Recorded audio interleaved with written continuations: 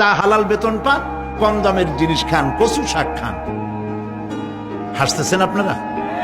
আরে ভাই, কচু শাকে 100% ক্যালোরি। কচু শাক খান বেশি করিয়া। বিদেশি আপেল, আপেল তো আমার দেশে হয় না। বিদেশি আপেল বেশি না খাইয়া দেশের পেয়ারা খান। 2টা আপেলের সমান 1টা পেয়ারা। কোক 7 আপ ইহুদিদের পণ্য না খাইয়া 1টা ডাব খান।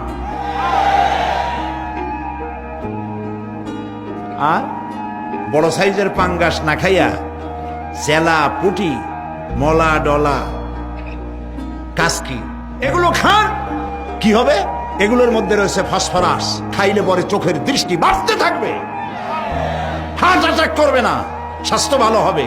স্বাস্থ্য ভালো হওয়ার অর্থ পেটটা বিশাল আকারে হওয়া না, পেটটা ছোট হওয়া, সিনাটা চওড়া হওয়া, এইটার নাম স্বাস্থ্য ভালো।